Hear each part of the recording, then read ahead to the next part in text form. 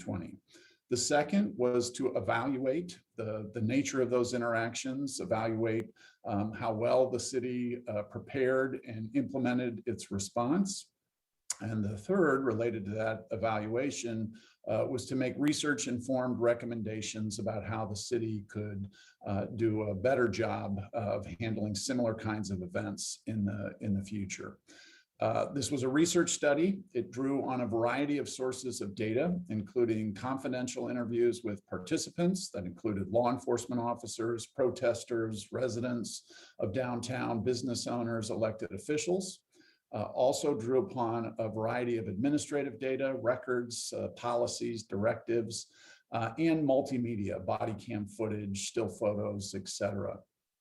A pillar of our research approach was to take steps to protect the confidentiality of the participants. Participation was voluntary. There was no compulsion in agreeing to talk with our research team.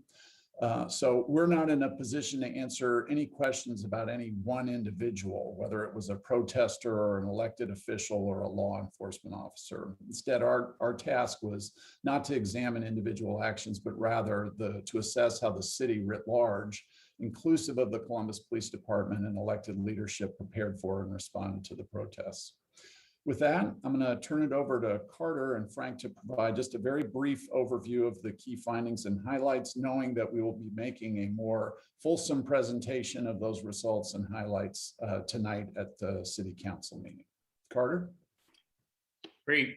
Thank you, Trevor. And as luck would have it, with these Zoom events, right as I started to talk, there's a truck outside. So if anybody can't hear me, please let me know and I will try to speak louder. But as Trevor mentioned, I'm the lead investigator on this project. I used to work at the Department of Justice as the U.S. Attorney.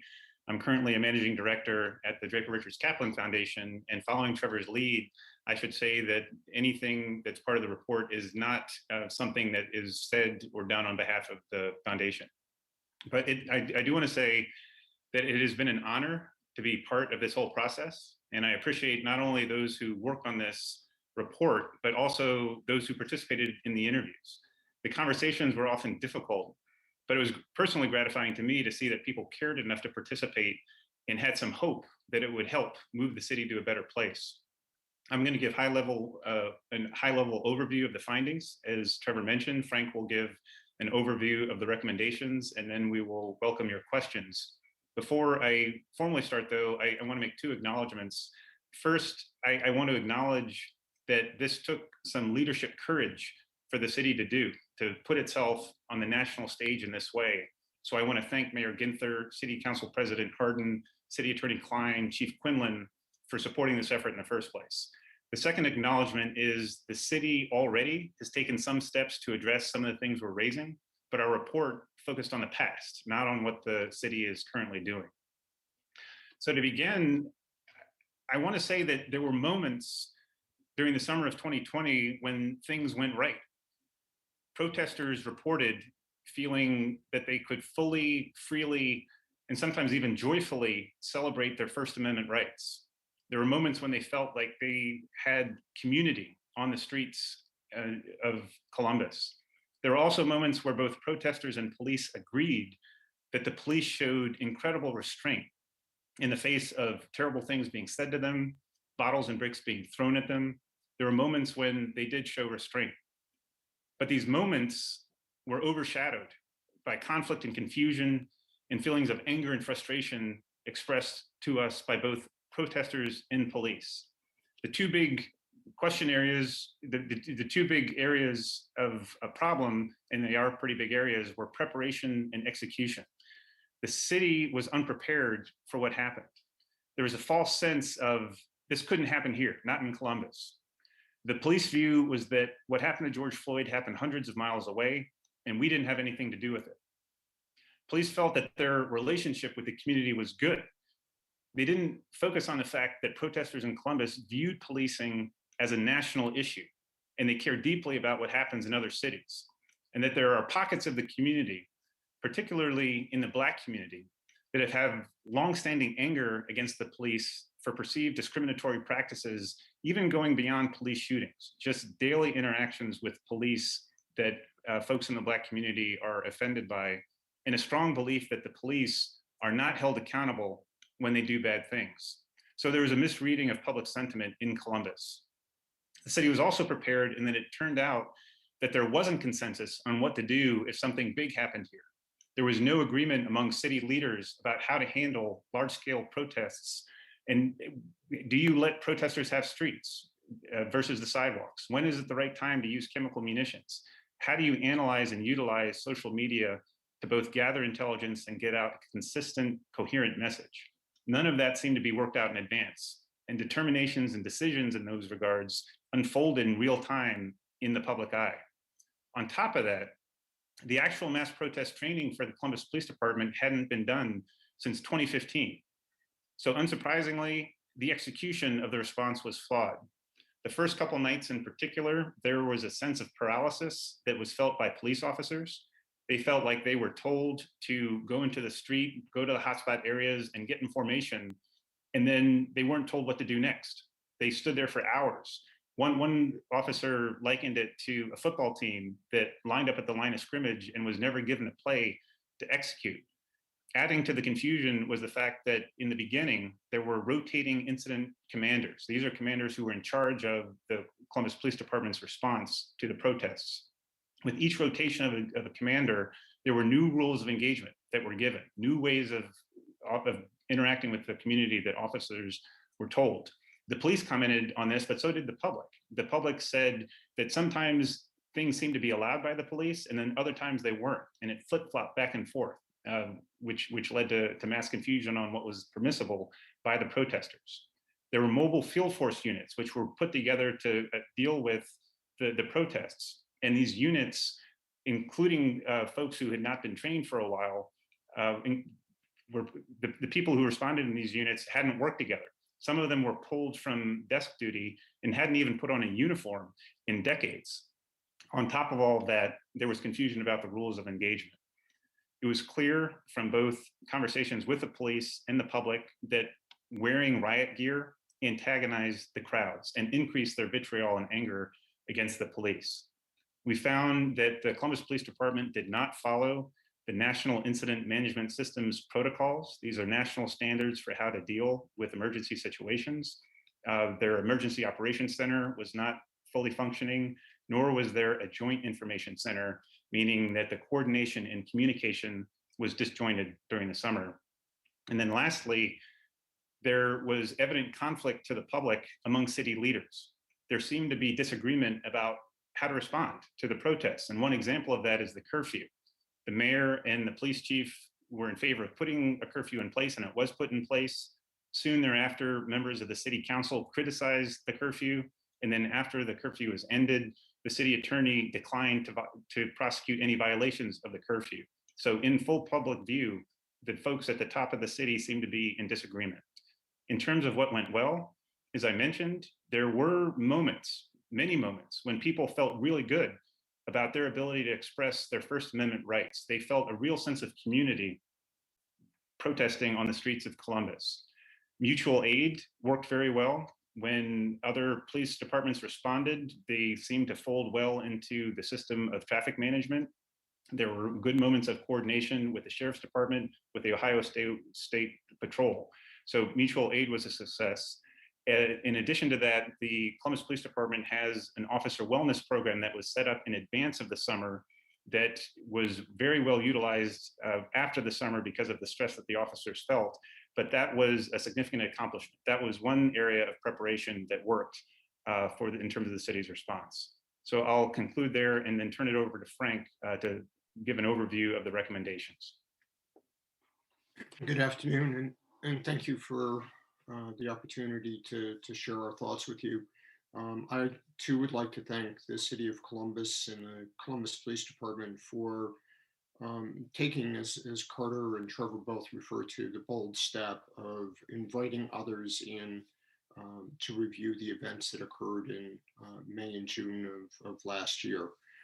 Many cities don't avail themselves to outside review, and I think it really is a credit to the mayor's leadership and the police department's leadership and the council's leadership that they would invite Ohio State to come in and do this review. And the National Police Foundation feels very appreciative of the fact that we were called in to provide subject matter expertise in a number of these areas.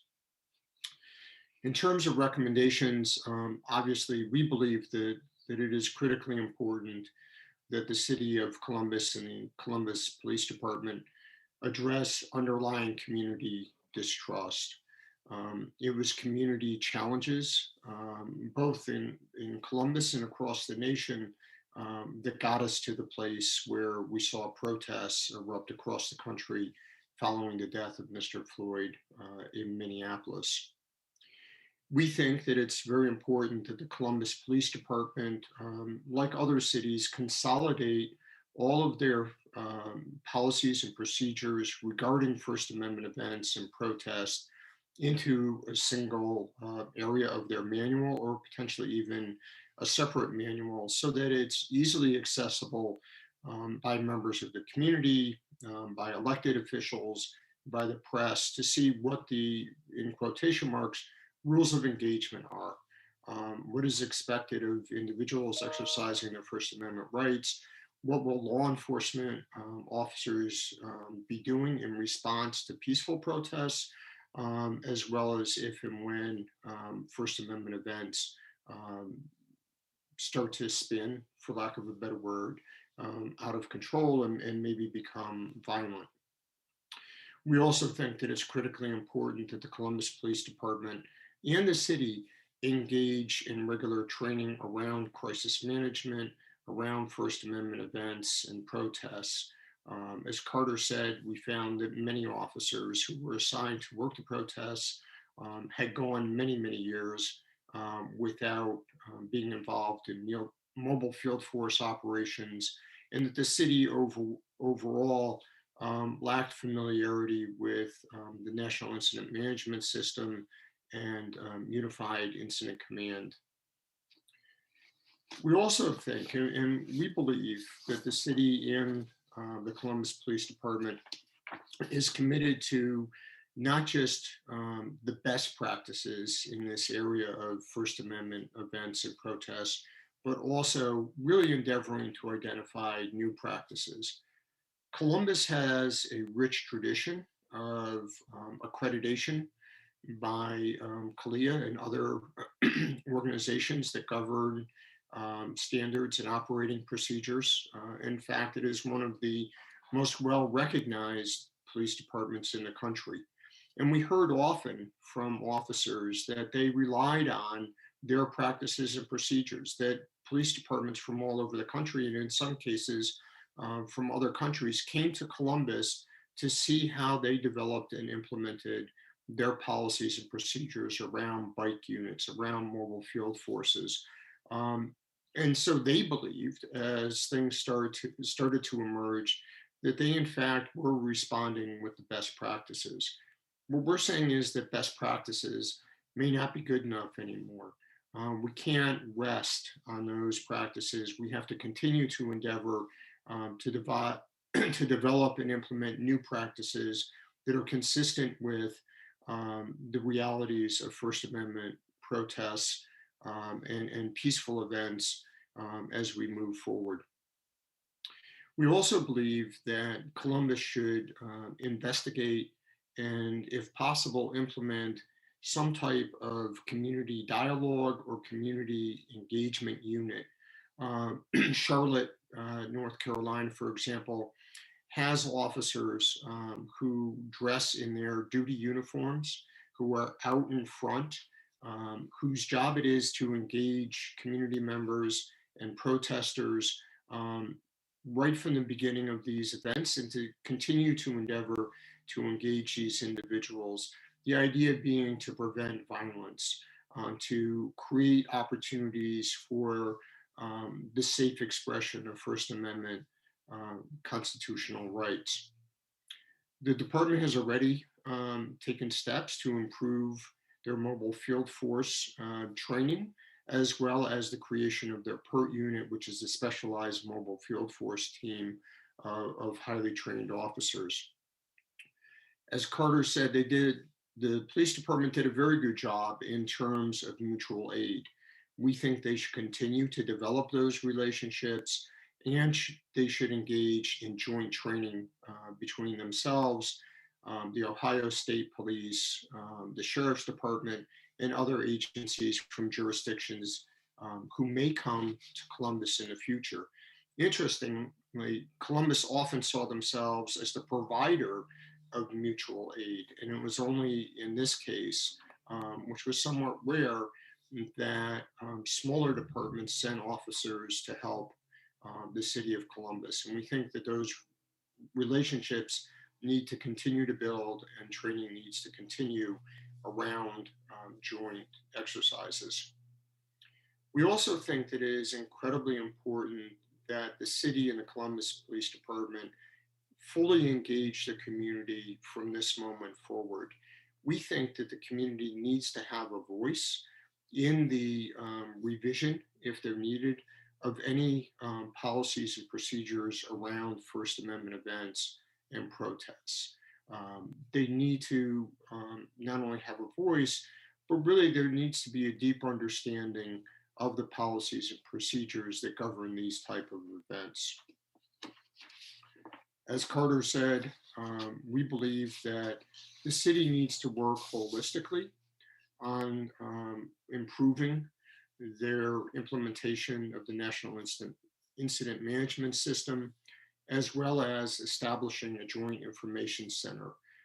It is very important that city leadership, both inside and outside of public safety, really have thoughtful conversations and planning sessions to prepare for crisis events, and to ensure that individuals are allowed to continue to exercise their First Amendment rights in a safe manner.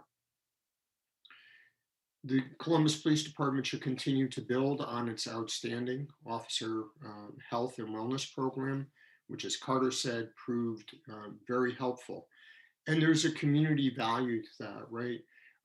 Officers who are well rested, who are well trained, who are well nourished, respond better in high stress environments and in crisis events. And so having officers who have that opportunity to be as refreshed as possible, to get sleep, to avail themselves to counseling is critically important in terms of how they're going to react to the community in stressful times.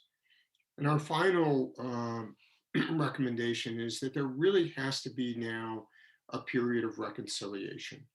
The city, the police department has to really extend its hands and welcome the community in and figure out, what do we do? How do we move forward as the city of Columbus? So this isn't a government affair. It's not just a police affair, but it really needs to be a whole of community endeavor. We also think that there needs to be some work between the administration and the police department to rebuild relationships, to engage in effective planning so that everyone can move forward from these events in a way that really contributes to the great community and the great city that Columbus, Ohio is. Thank you. Thank you, all three of you. And so we'll open it for questions. And like I said, if you could limit it to a question and a follow-up, I'd like to give everybody the opportunity to ask at least one question. We'll start with Tom Bosco from ABC6. Hi, and this is a question, either any of the three of you gentlemen can take this. How surprised were you that the city didn't seem to be aware of the distrust of police among the community? That seems like a pretty big part of what your report found, and that seems fairly obvious, I think, to a lot of people who are in the community. And how surprised were you that the police didn't kind of know that? I'm happy to take the first stab at that. I was pretty surprised. The police were almost universal in saying that they thought relations were good. I recognize that, and they specifically were referring to neighborhoods in which there were a lot of crimes occur, particularly disadvantaged neighborhoods. Their take was people appreciated having them around because they were a symbol of safety. That in fact, this goes to the police debate, but they felt that community members wanted them there more and wanted their help in solving crimes and deterring crimes. However, there did not seem to be a real connection to folks who didn't like the police, who were frustrated with the police. And one officer said that he would show up to community meetings in districts across the city and nobody would show up. So with the officers we talked to, there was not as much conversation with the disaffected members of the community whose numbers are large in Columbus. And if no one else wants to take a stab at that, I'll follow up with this question. It was, we saw that the police chief did not have his contract extended, and certainly what happened over the summer has to be a part of that. It was not in the recommendations, but does anyone think that anyone else should be out of a job, particularly when you say the city and City Hall didn't communicate with the commanders of police effectively? So I can tackle that just by saying at the very beginning, our inquiry was not to investigate any individual, but rather to look at the system as a whole and point to where there were things that were problematic, of which Carter and Frank have identified. So it was sort of outside our scope to look at any individual action and make any judgment about any individual. Thanks, Trevor. Lacey Crisp, 10 TV. So I'm wondering what role of the rift, as you guys noted, between the city leadership, the mayor, and the police department created some of the havoc that we saw in the streets. You also noted some of the lack of social media posts that could have cleared up some of the communication. The mayor's office was very open that they had taken control to have one message out into the community. But yet you noted there was lack of communication there. I also noted back in maybe June or July, I asked the mayor point blank if protesters could take to the streets at Broad and High. I did not get a clear answer. What roles in issues like that, when there weren't clear directions, caused some of the problems in the streets?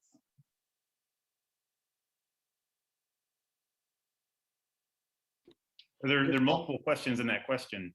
I'll take one of the questions that I heard, which was, what role did the rift between the police department and the mayor's office have on the response?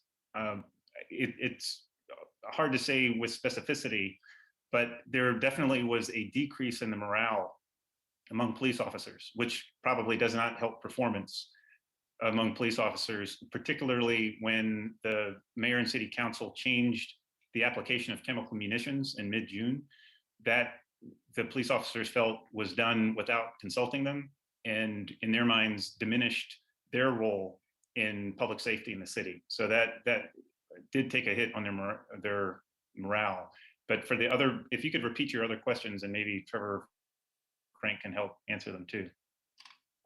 Yeah, I'm asking, you guys noted in there about the lack of social media, the voice from the police department. I know the mayor had noted quite a few times over the summer that his office had taken control over the social media. Do you think given more posting to have more clear direction on those social media posts would have given better direction, both to the police officers on the streets and to the protesters to kind of know what the ground rules are here? I think it's a problem for policing across the country, the whole social media phenomena. I think that law enforcement is very used to and has gotten pretty good at traditional media, doing these type of events. Having people on staff who are familiar with social media, that know how to use social media, in and of itself is challenging and costly, in all honesty. So in reviews that we've done across the country, not just in Columbus, we have seen social media as a particular challenge.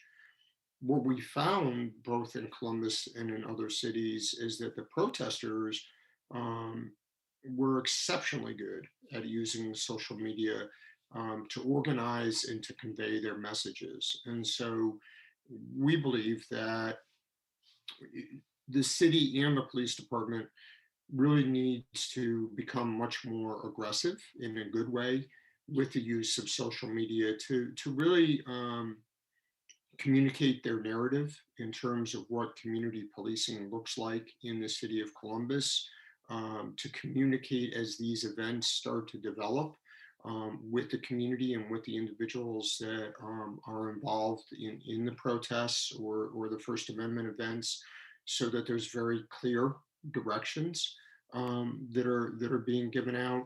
And there's also a very clear response to rumors and to misinformation that may be circulating on social media. Thanks, Frank. Mark Kovac, Columbus Dispatch. Hey, just practically speaking, how do you go about repairing this rift between the city, the police department, and protesters or just communities who are distrustful? There was mentioned just a little bit ago of a police officer going to a community meeting and nobody showed up. So how do you actually start mending those rifts in a meaningful way?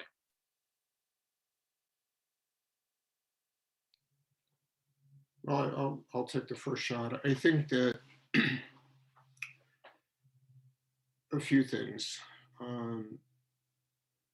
One of the things that the city and the police department has to do, and I would say this is not just in Columbus, but again, this goes to national implications, is we really have to endeavor to find those people that don't want to talk to us. And we have to endeavor to give them an opportunity to be listened to. We have to hear their voices, and we have to hear their voices even if the content of the conversation is highly critical and it is stuff that we don't want to hear.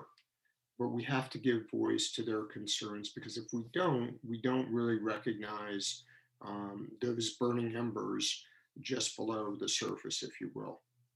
I think too often we get lulled into having conversations with the people that typically show up, whether that be faith leaders or community leaders, and we think, and maybe we get lulled into a feeling of we're talking to the community, when in fact, as Carter said, we're missing a whole subgroup of the community that really has some very deep concerns and some very passionate feelings around what policing looks like in their particular communities. And so I think we have to go the extra mile and endeavor to find those individuals and create opportunities to listen. I think we also have to be very transparent and hold ourselves accountable to inviting people from the community, again, people maybe that we don't typically hear from, to our conversations around policies and procedures, so that those policies and procedures that we're developing or that we're changing are at least informed by the voices of the community. Some of them have to go forward for state law reasons or federal law reasons, the way they're written. But we have to have an opportunity that we have those thoughtful and sometimes difficult conversations.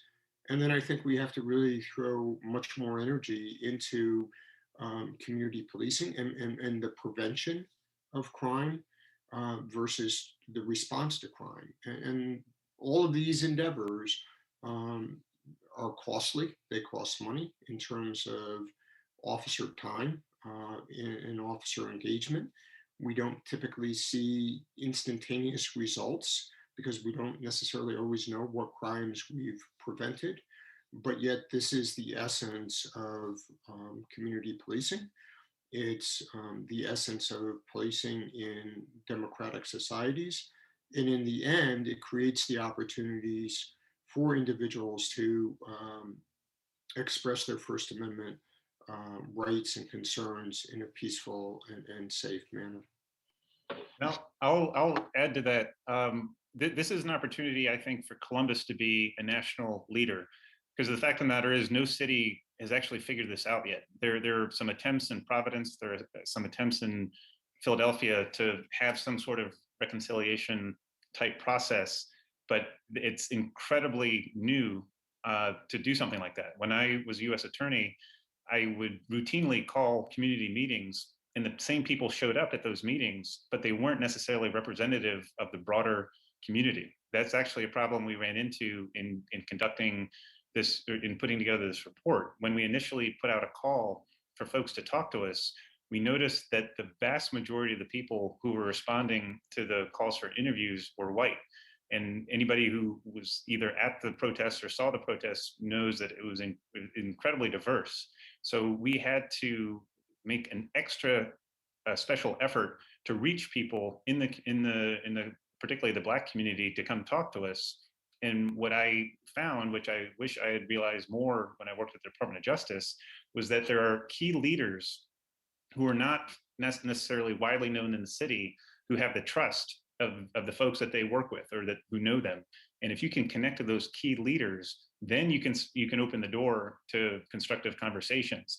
But going to the same folks who show up at all these community meetings for years is not the way to go. But again, it's an opportunity for Columbus to be a leader in trying to figure out how to reach those folks, how to win their trust just to get them to the table, and perhaps develop a process that can be a model for other cities to follow. Thanks, Carter. Dan Perlman, NBC4. Hello, wanted to touch base. You talk about repairing the rift between CPD and members of the community. What about between CPD and community leaders? You say that that's one of the most noticeable differences between Columbus and other cities. How realistic is it to repair that rift and to do so relatively quickly?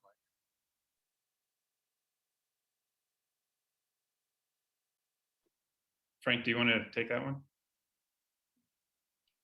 Sure. I think it's doable, right?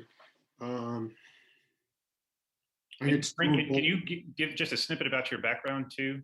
Sure. So I spent 30 years in federal, state, and local law enforcement.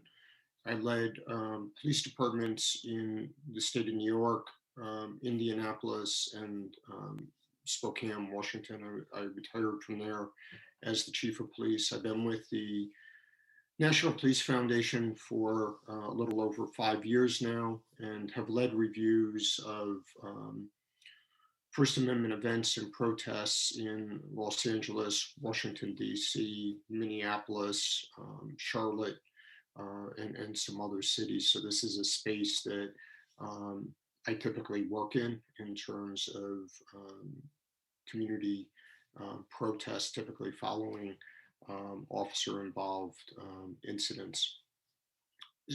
And during my career, I was very heavily invested, particularly in New York, Indianapolis, and Spokane, in community policing endeavors, and many of the programs that we were able to implement were recognized both nationally and internationally. So I think we want to start the process, and we want to start the process quickly and aggressively to create this opportunity for reconciliation. I think two potential errors, right, that we often get ourselves into. We engage in the process, we have a couple quick wins, and I use that term loosely, and we pat ourselves on the back, and we don't keep going, right? It kind of goes to our recommendations around best practices. I think across the country, we got lulled into thinking that we were all following best practices in response to First Amendment events and protests. But what we weren't doing is really hearing the voices of our community and watching the dynamics of First Amendment events and protests and then responding accordingly. And so I think it's important, again, to create those opportunities to engage with people that we don't normally engage with and create those opportunities. But we have to see this as a continuous process. The minute we stop is the minute we get in trouble. And so we have to always have those voices at the table. We always have to create opportunities for those voices to be heard. And we also have to understand that there's going to be points of disagreement. There may even be points of unreconcilable disagreement, but that doesn't mean we stop, right? That just means we might in some cases agree to disagree, but we have to continue to move forward. And that's critical for the success of policing, whether we're talking about First Amendment events or whether we're talking about crime reduction. And there wasn't consensus on this, the point you raised, Dan, about how to try to close the gap between city leaders and the Columbus Police Department, but one of our advisory members talked about the importance of having a in-person debrief session where leaders acknowledge failures and problems and open themselves up to listening directly from the police officers themselves. But this is, again, a place where Columbus can show some creativity in trying to help address that rift, which I think absolutely has to be addressed for the city to function properly, particularly when it comes to future First Amendment issues. Nick Evans, WOSU Radio. Can you guys hear me all right? Yeah, okay, great. So some activists here in town have suggested that Columbus needs the Department of Justice to get engaged and actually investigate how the Division of Police operates. Given your time with this review, do you think that the division is that far gone? Does it need that kind of review? And then do you think if that were to happen, it would hamper the division from pursuing some of the recommendations that you have in here? I don't have enough information to make that call, unfortunately. Anything to add there, Frank?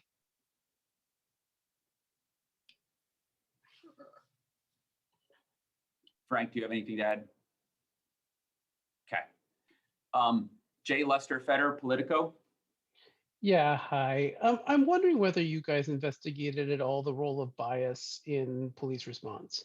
As you probably know, there's litigation right now pending that alleges that the police used inappropriate force, in part because of bias, of racial bias inside the department. That claim relies on evidence from the Matrix report, which found that there were widespread examples of police who had witnessed discriminatory behavior by their colleagues and not reported it inside the department.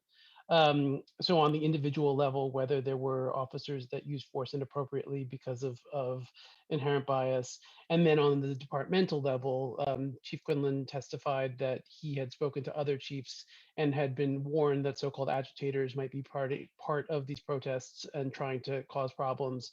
That led the Black Lives Matter protesters to be perceived as a much greater threat than, say, Second Amendment protesters or anti-mask protesters. Did you guys look at this issue, and what were your conclusions about that? So I can start the response by saying, first off, this is a really, really important question. It's an important question nationally. It's an important question here in Columbus. And so it's one that we hope gets further inquiry and investigation. The question about whether there was systemic bias or systemic racism or either that or individual acts of bias was outside the scope of our inquiry. We will say, though, and you'll see this throughout the report, community members, in particular, community members who are Black, have compelling evidence that they experienced or witnessed those kinds of differential treatments. But again, that was not a subject for us to specifically look at and make a determination on. So we're not in a position to judge whether or not bias was present. Was that outside the scope out of direction by the city, or because you guys decided that was not part of what you would investigate? No, we took our guidance from what we were asked to investigate by the city. Okay, thank you. I see Mary Kidwell from the Lantern. Mary, do you have a question? I currently do not have a question. Okay, thanks. Jamelia, do you have a question? Yes, this is Jamila Muhammad with Spectrum News. Can everyone hear me? Yep. Okay, great.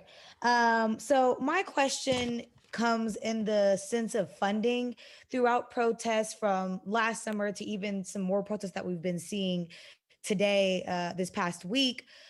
Funding within CPD has been a big issue. And so some of your recommendations between training and reconciliation meetings or even a reconciliation division would then cost money. How much of that money do you feel that should come from taxpayers, or do you think that should just be reallocated within CPD? So I can take the first run at this. We are not in a position to make those kinds of policy recommendations around the source of funds. As Frank noted, and I think Carter's made reference to her as well, we will acknowledge that some of the recommendations, while we were not asked to put dollar figures on them, they will be costly.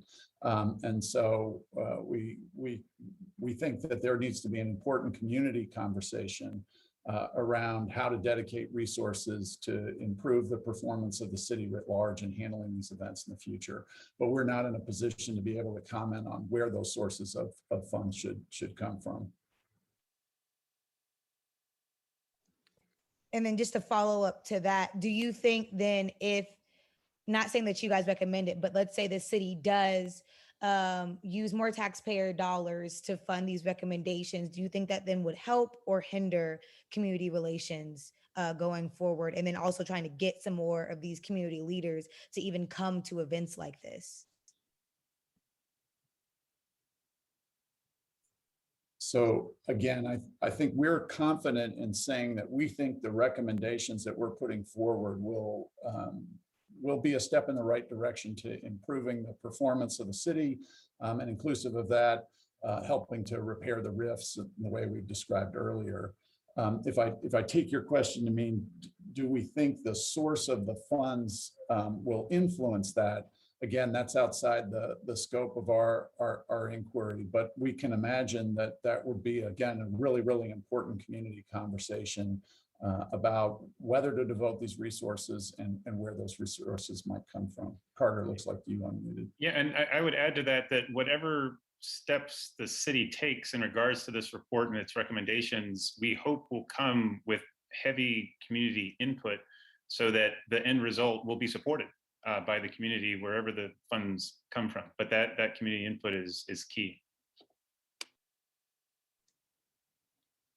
All right, thanks, Carter. And Christine Barconi, NBC4, do you have a question?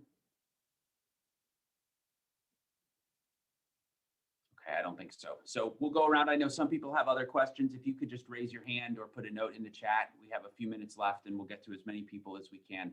Lacey Crisp, 10 TV. Thank you.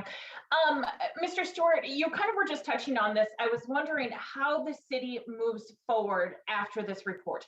How do you gap that bridge between city leadership and between the police department that may help stimulate trust between the community and the police department?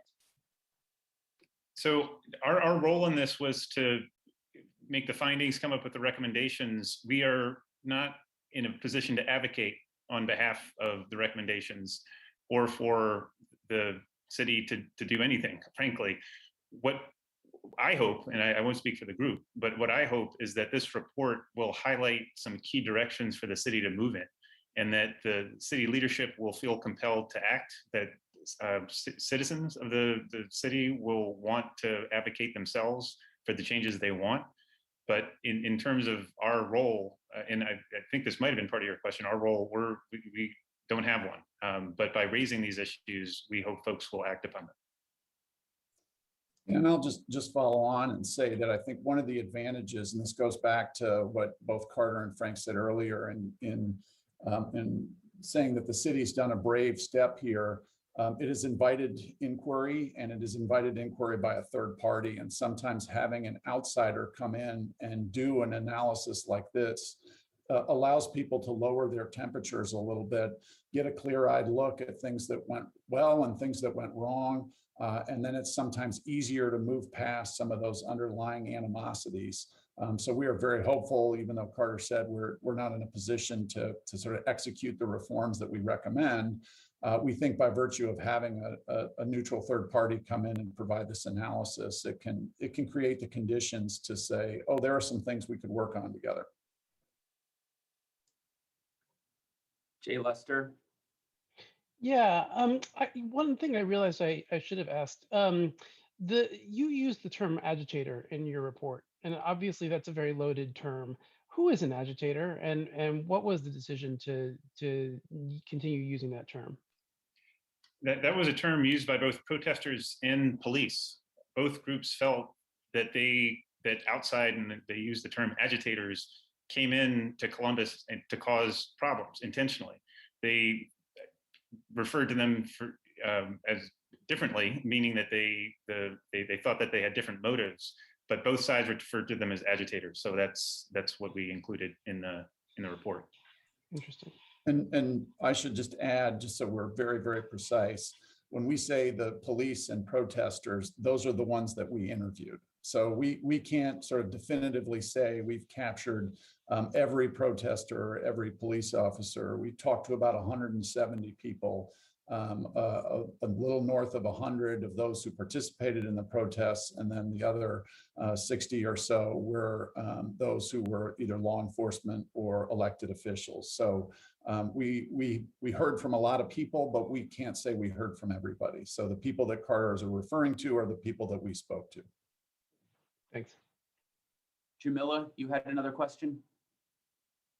Yes, I have one more question regarding leadership and communication. I know right now here in the city of Columbus, we have an interim police chief. Do you feel that when finally a police chief is appointed, that could obviously, or not so obviously, help with communication throughout the Columbus Police Department?